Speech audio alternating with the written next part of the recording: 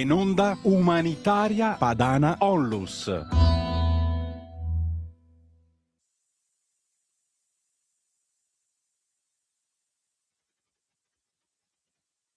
Buongiorno Sara, a te la linea.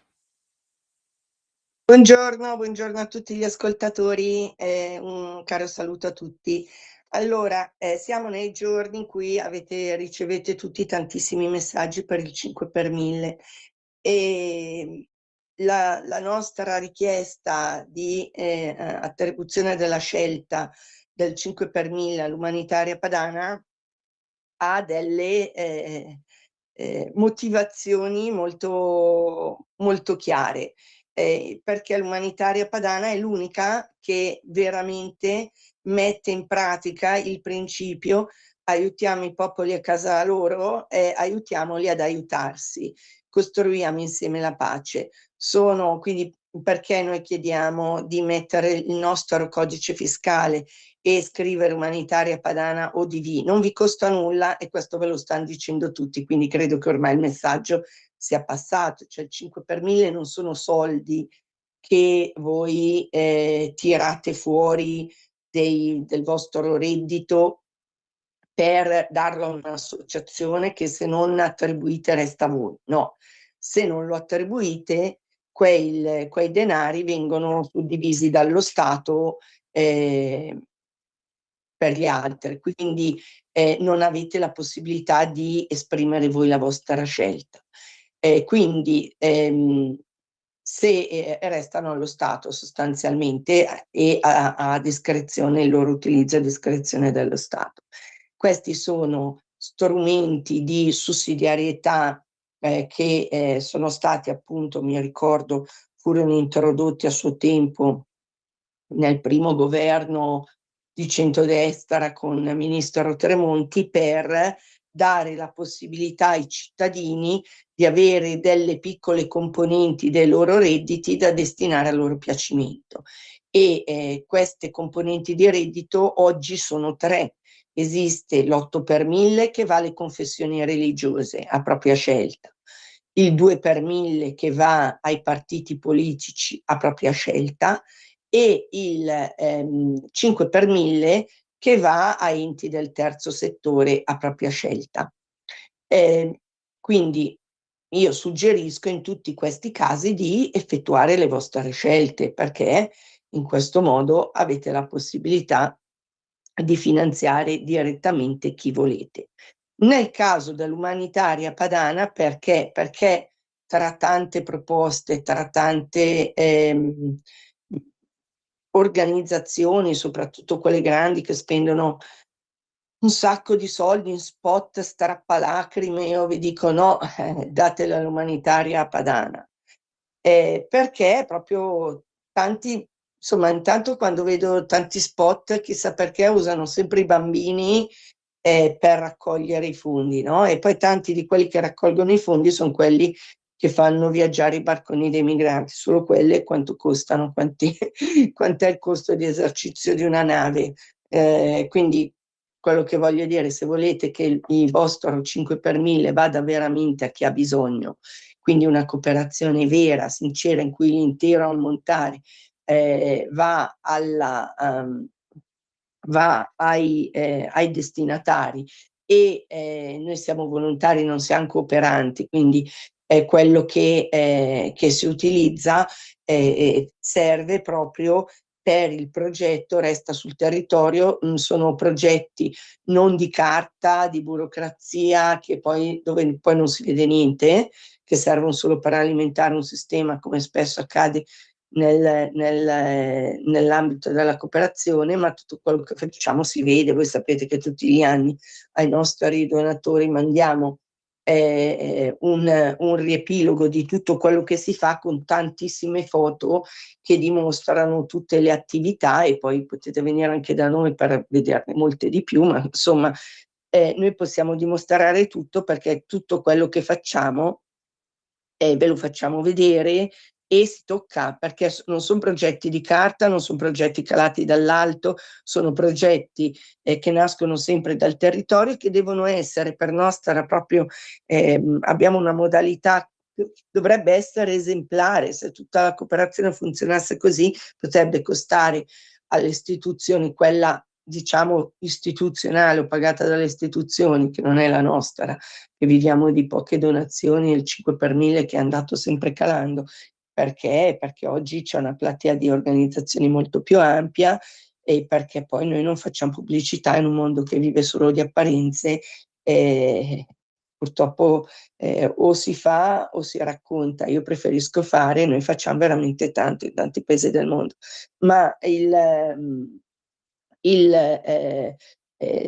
noi con pochissimi soldi è come una moltiplicazione di pani e dei pesci, perché questa modalità di intervento consente di fare tanto con poco. Perché? Perché valorizza veramente le risorse a livello locale, perché i nostri missionari, i nostri referenti locali, suori, sacerdoti, missionari, i militari italiani, i contingenti italiani di pace, dove l'Italia agisce senza diciamo ingaggi offensivi e quant'altro, sono tutte persone che in accordo con le popolazioni locali si realizzano i loro sogni nei cassetti, che sono in grado di gestire e continuare loro con le risorse locali. Quindi non si creano quelle cattedrali nel deserto che spesso accadono con le ONG, che ricevono i soldi per fare un determinato progetto.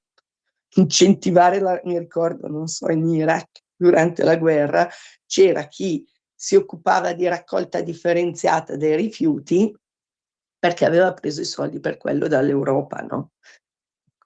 Poi quelli vanno via e cioè in guerra quello che succedeva, bombe di qui, bombe di là, magari in quel momento non era la raccolta differenziata dei rifiuti l'obiettivo primario, giusto? Noi facciamo una cosa completamente diversa.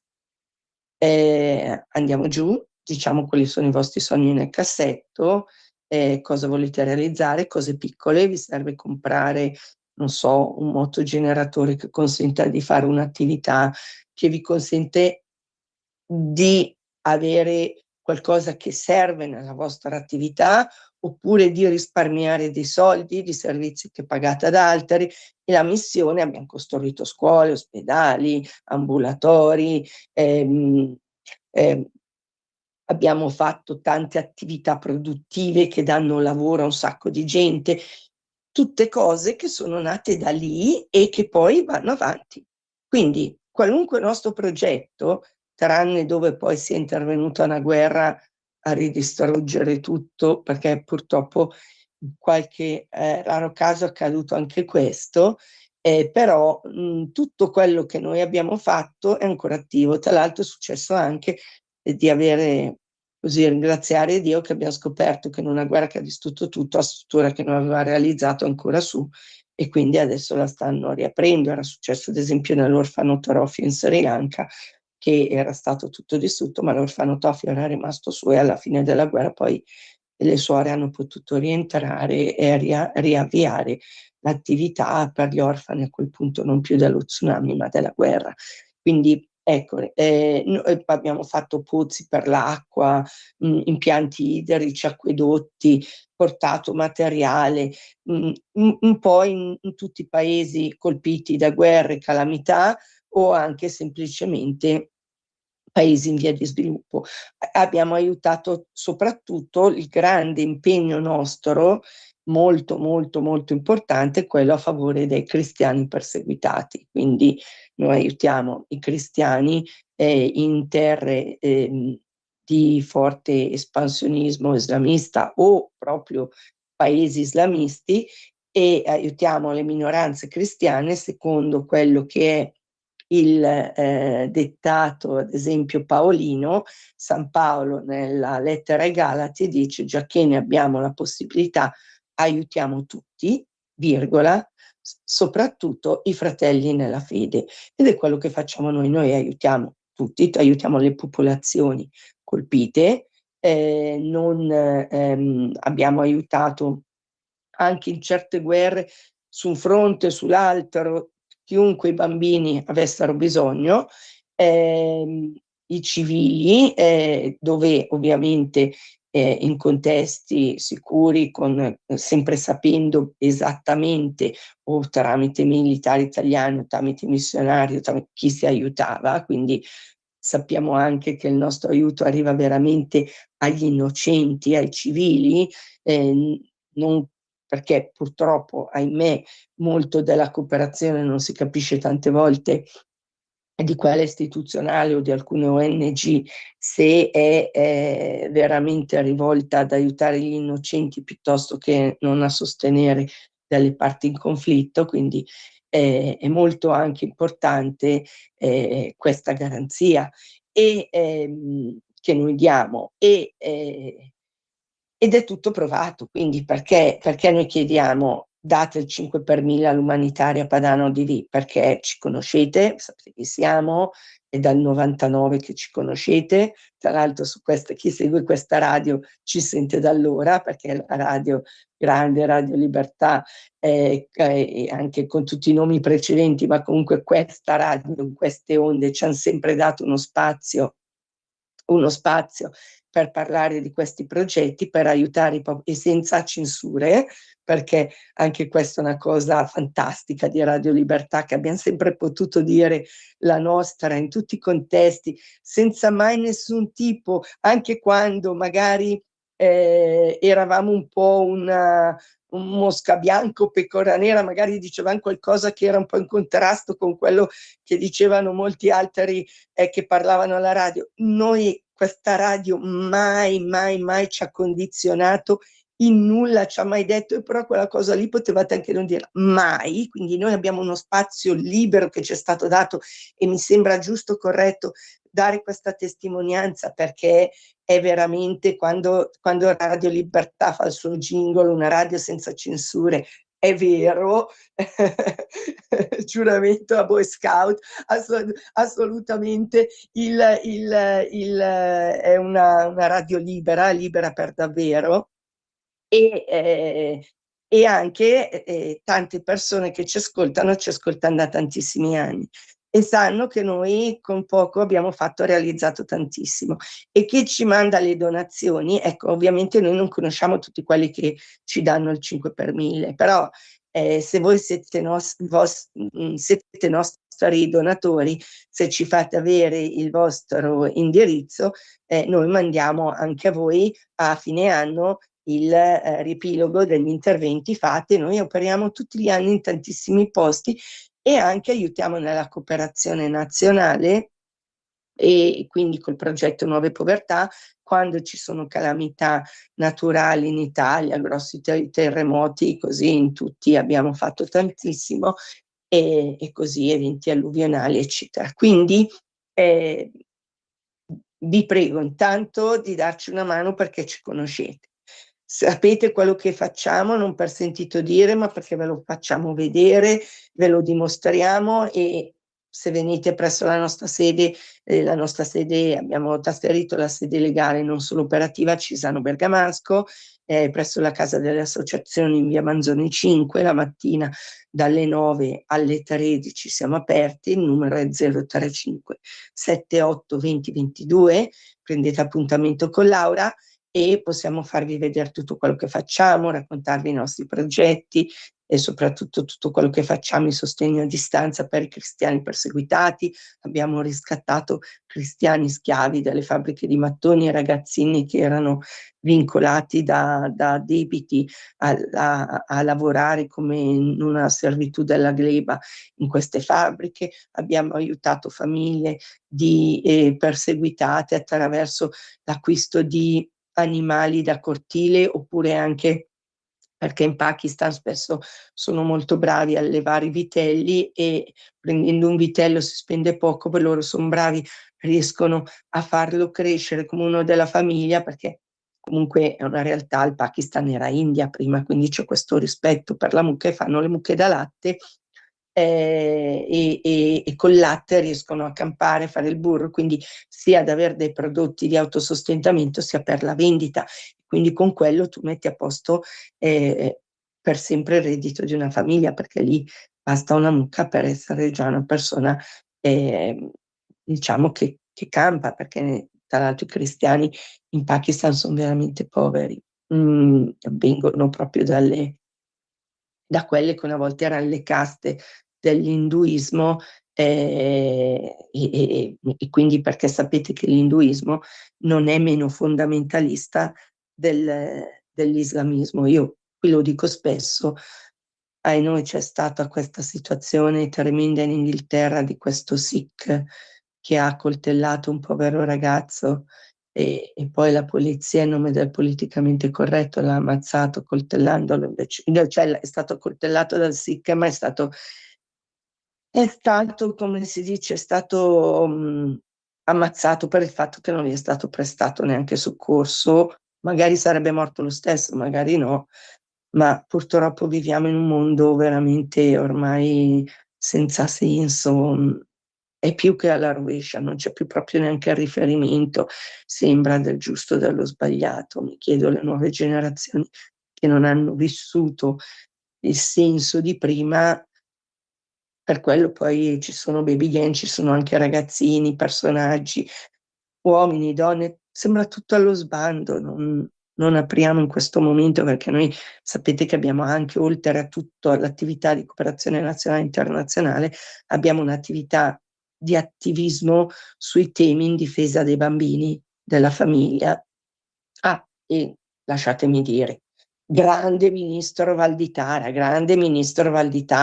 Noi abbiamo iniziato tanti anni fa col gruppo Giù le mani dei bambini a parlare dell'aggressione con la propaganda gender. Anche questa radio fa parte della nostra missione, perché prima avevamo un comitato che si chiamava Procrea, che poi è confluito in Umanitaria Padana, proteggere e crescere con amore, anche contro l'inverno demografico, contro le aggressioni sia fisiche che ideologiche all'infanzia.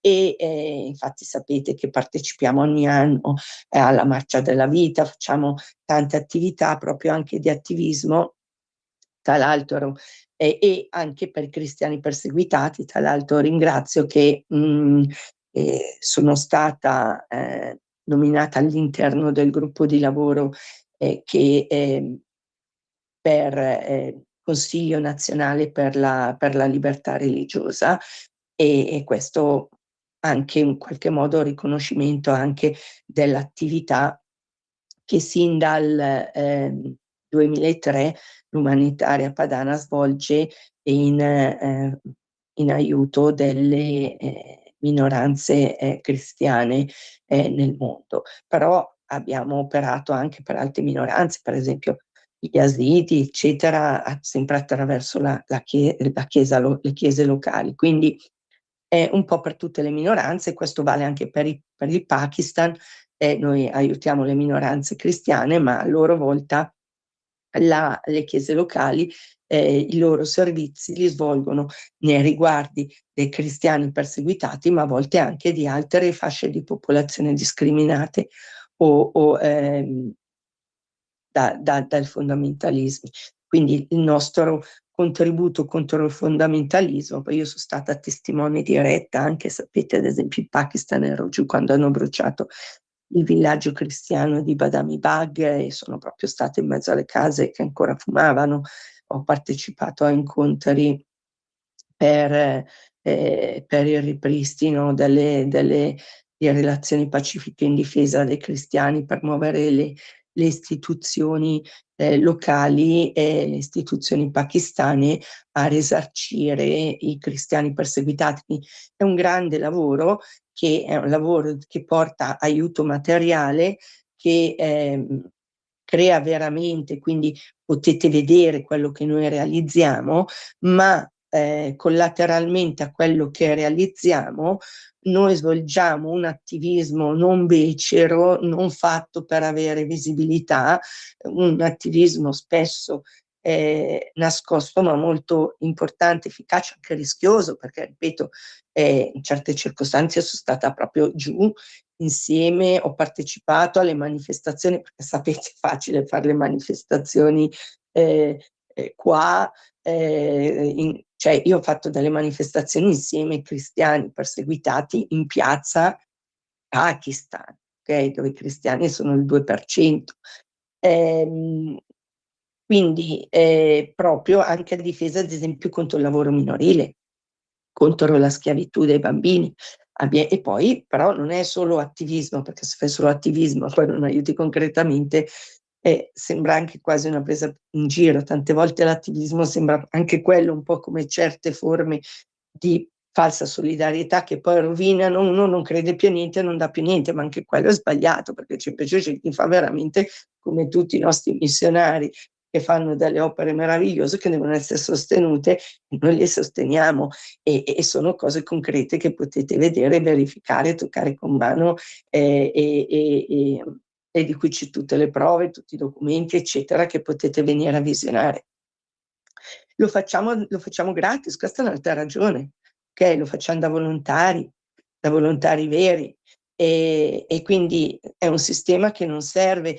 Certo, vengono pagate le spese vive della missione, ma quando andiamo in missione non andiamo negli hotel, nei grandi hotel, noi andiamo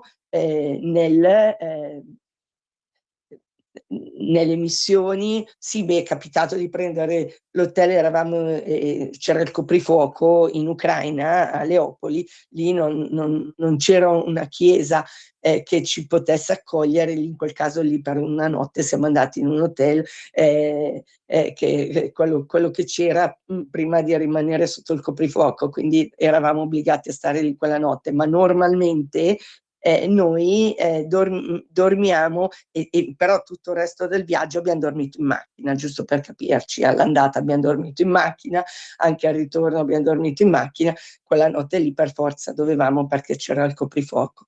Poi in tanti casi invece, negli altri casi dormiamo presso le missioni, le chiese locali, negli accampamenti militari, eccetera. Quindi comunque facciamo tutto quello che può essere fatto per chiudere al massimo, ridurre al massimo tutte le spese, e